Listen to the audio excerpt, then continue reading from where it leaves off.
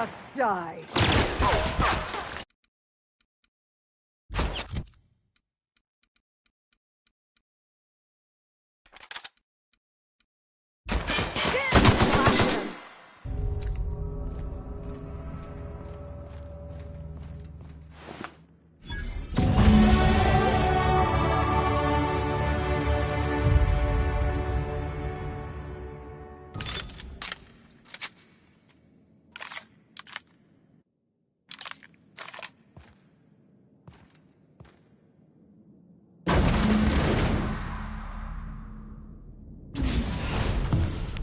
You don't know how glad I am to see you. You did the right thing. Akande was a monster. Her death was much deserved, and long overdue. And you lunatic, you broke into the board's own fortress just to rescue one doddering old man. You are absolutely out of your mind, and I can't begin to thank you enough.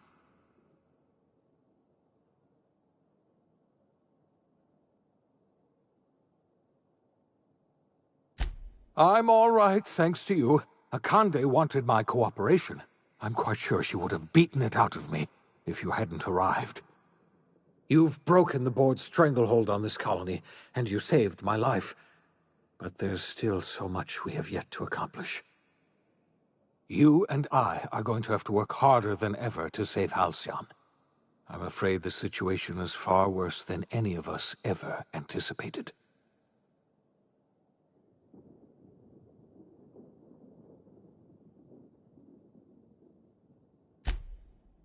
Earth has gone dark.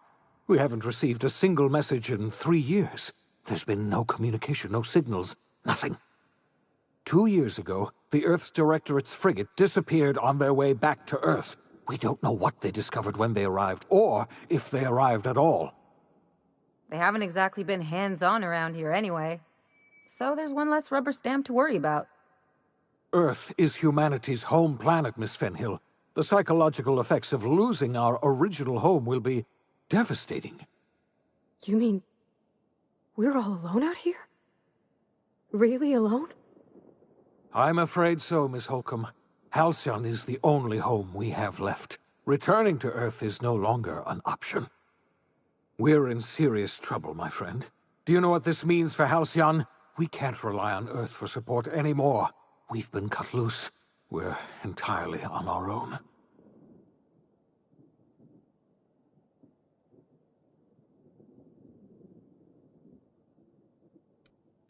Yes, certainly. I'll help however I can. I don't know what happened, but something must have gone horribly wrong. I don't know why Earth's gone silent. I don't even know if Earth exists anymore. We have no connection back to Earth, and return is likely impossible. We're completely alone out here. I heard it from Akande herself. She tried to pressure me into joining her side, you see. Tried to make me realize that all hope is lost, and that we are alone. She was half right. We are alone, and we're going to have to fend for ourselves, because there's no telling what's happened to Earth. You might have heard of the Earth Directorate's frigate. Half the colony's entire military was on that ship. They were returning to Earth when they vanished without a trace. That was 2 years ago. We haven't heard a word from them since. Whatever happened to Earth likely happened to them.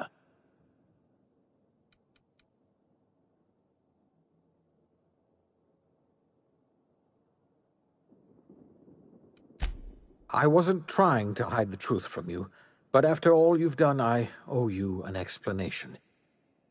Yes, I experimented on the Hope's colonists. Each of my experiments ended in catastrophic failure. Each of my subjects died in agony. You are my first and only success. I didn't tell you about the others because I didn't want to burden you. My failures are my own to bear, not yours.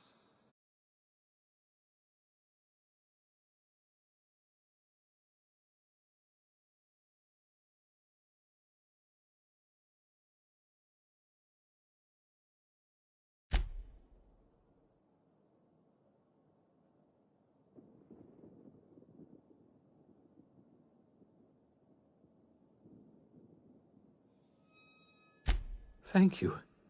Perhaps in time I'll learn to forgive myself. My apologies. I need to get a hold of myself. We've far more pressing issues to worry about right now. If you have any more...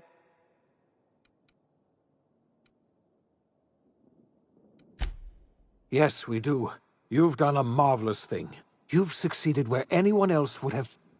We must begin the revival process immediately, starting with the Hope's brightest minds, and then we're going to fix this damn colony, one problem at a time. We're going to need a leader, and I can't imagine a better person for the job than you. What do you say, old friend? Will you help us?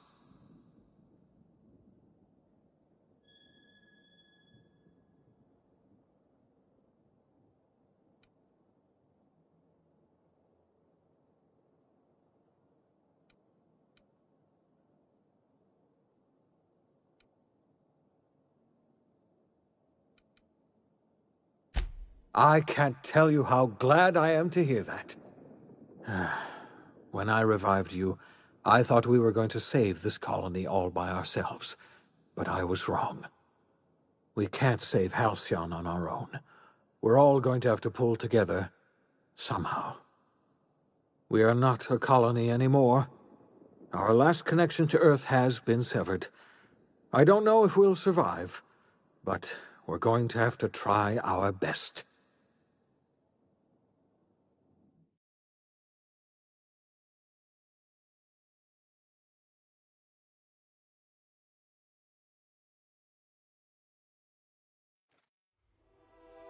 The OSI teaches that everything in the universe happens according to the grand plan. But the stranger that arrived in Halcyon was an unplanned variable. From the moment he landed in Emerald Vale, his actions altered the course of history.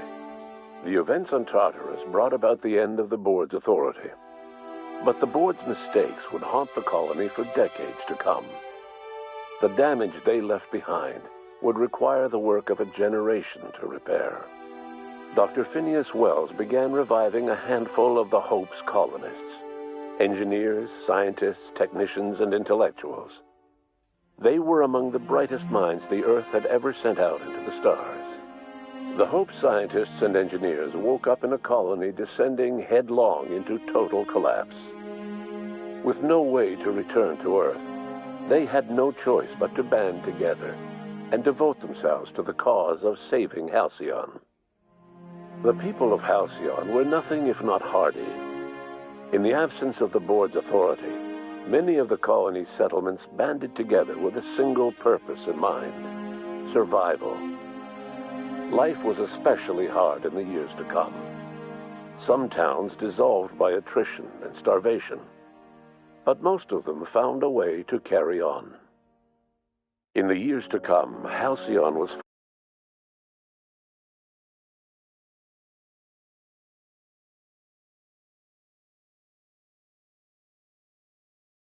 gone, and for better or worse, the colony was responsible for its own destiny.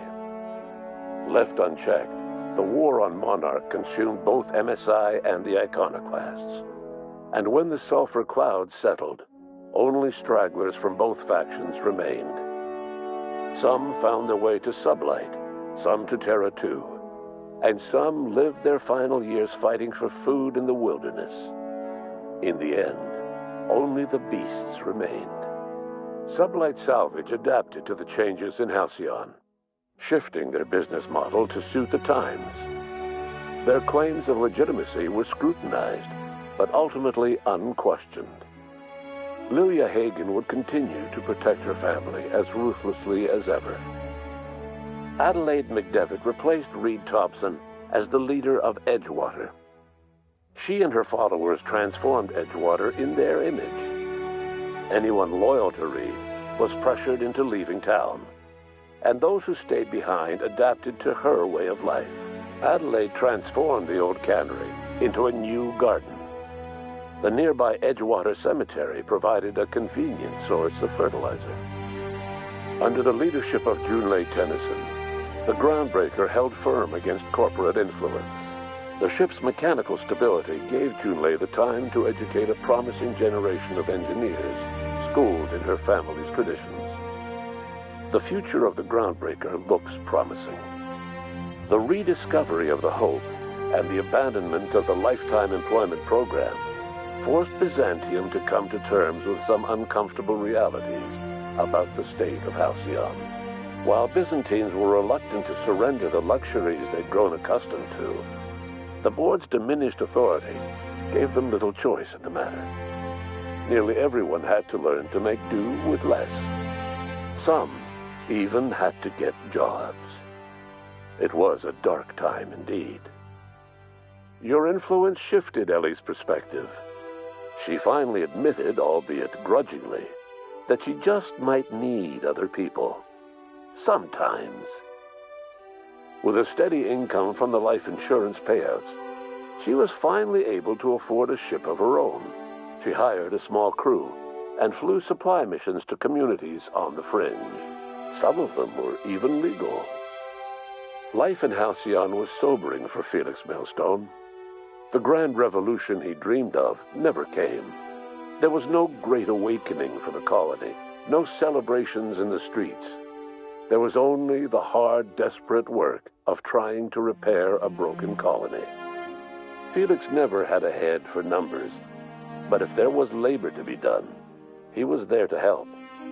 Eventually, Felix realized that the work of a revolution was done with two hands. As much as he enjoyed his adventures aboard the Unreliable, the vicar, known as Max, eventually decided that it was time to move on, to live out the life he had sought so long to create. He knew there were many in the colony who carried burdens much worse than the ones he had struggled with, and he devoted himself to easing their suffering wherever he could. He only ever took up arms again to defend the defenseless. Unshackled from a lifetime of striving and fighting the universe and himself, Vicar Maximilian de Soto was finally at peace. Once the matter with the Hope colonists was resolved, Junlei bashfully asked Parvati if she'd like to join her permanently on the Groundbreaker, and Parvati enthusiastically, if somewhat awkwardly, agreed. The stories of her adventures spread across the colony, and Parvati soon found herself the center of attention. Having served as the engineer of a renowned spacecraft, tramp freighters and wildcat miners sought her out by name, and in no time, she was a fixture in the Groundbreaker's mechanical ecosystem. She and Junlei were never far apart. Nyoka returned to Monarch to take another crack at making a permanent life for herself. She formed the Charon Group, a mercenary outfit of ragtag survivalists and wilderness experts. Anyone in need of a guide, or just looking to throw back a beer and swap stories, could find her camping on the trail or clearing an infestation. The SAM unit that accompanied you spread awareness of the product line's superior sanitation and maintenance capabilities across what was left of the colony. This led to a boost in SAM unit sales.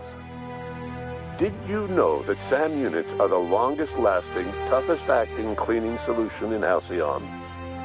Minister Clark was released from house arrest, and his contact with you gave him a sense of renewed purpose and vigor. Once it became clear that no help would be coming from Earth, he threw his considerable efforts and talents into helping Halcyon manage the crisis before it. Chairman Rockwell served as the public face for the changes in Halcyon to come. Whenever you needed strings pulled or a voice to sell a policy change, Rockwell was only too happy to oblige.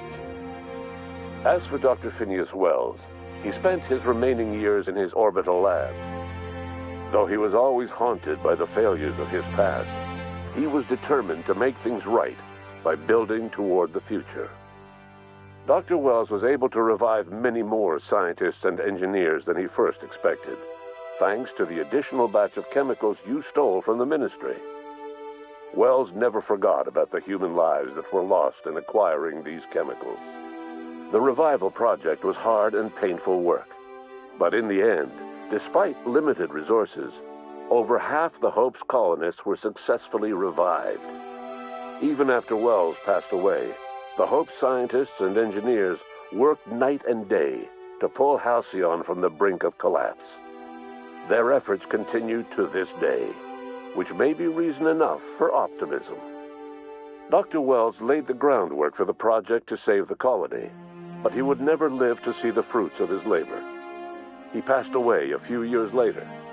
His work was carried on by the scientists and engineers he revived. Life will never be the same in Halcyon. It is widely agreed that the colony has a chance of stabilizing within a generation, owing to the hard work and determination of the surviving colonists. Recovery is a distant goal, and the path is long and uncertain. But the people of Halcyon carry on, determined as ever. And what about you, the unplanned variable in the history of Halcyon? Long after Wells passed away, you carried on his work with more energy, determination, and brilliance than he could ever muster. The years that followed were hard, but Halcyon survived by the efforts of the Hope's most promising colonists, the greatest of which was you. No one knows what's happened to Earth, and no one knows what the future has in store for Halcyon.